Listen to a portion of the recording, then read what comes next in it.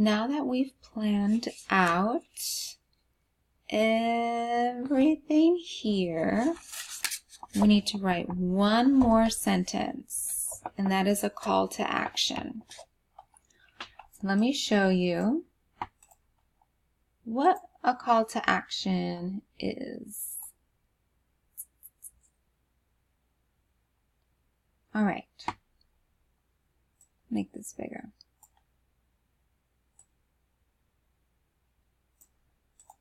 So a call to action,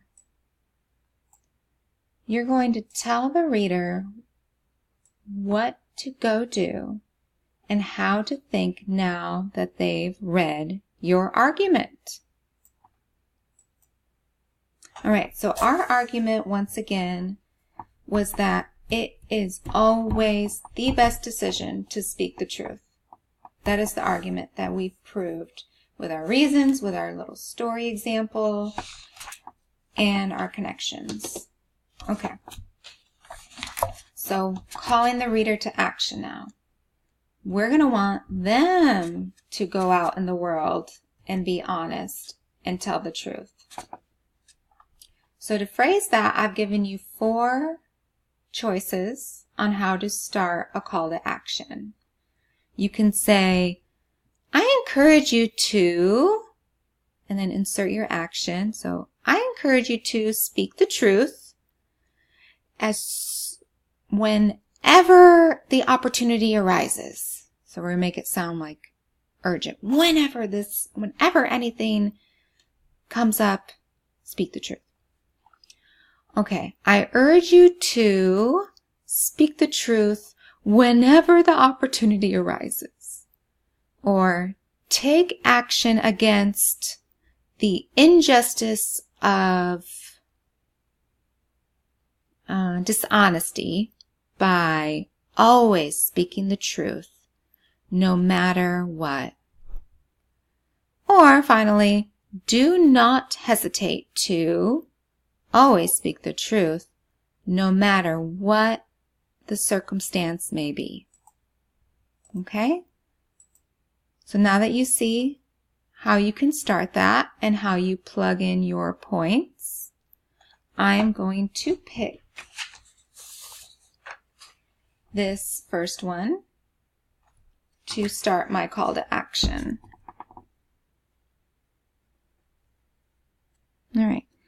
I encourage you, and the you would be my reader. I encourage you to, now I need to insert my action. The action I want them to do is speak the truth, because that matches my thesis. So I encourage you to always speak the truth.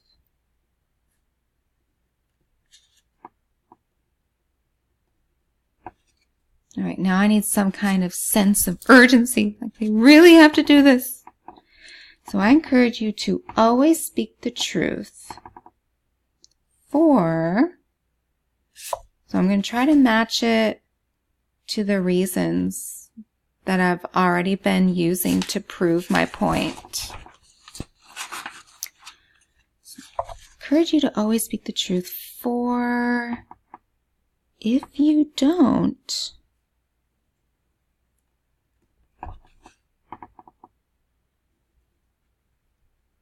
you will suffer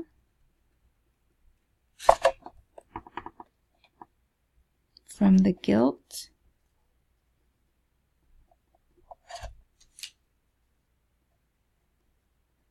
of knowing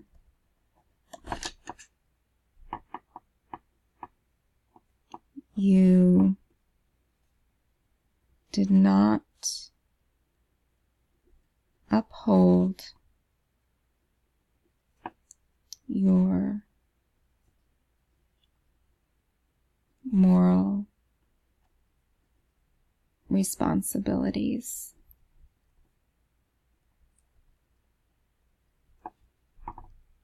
All right, so I used moral responsibilities to connect back to my first reason.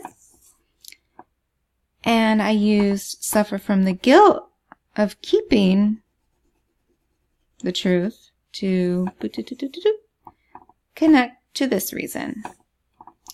Now, you don't necessarily always have to plug those in this last sentence, especially if you're running out of room.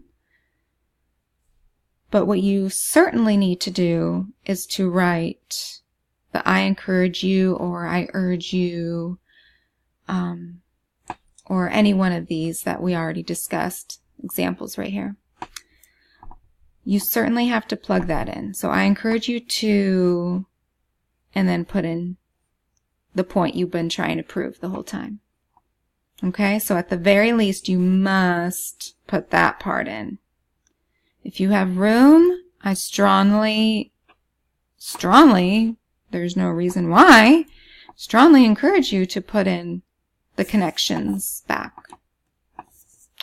All right, so that is the end of our graphic organizer.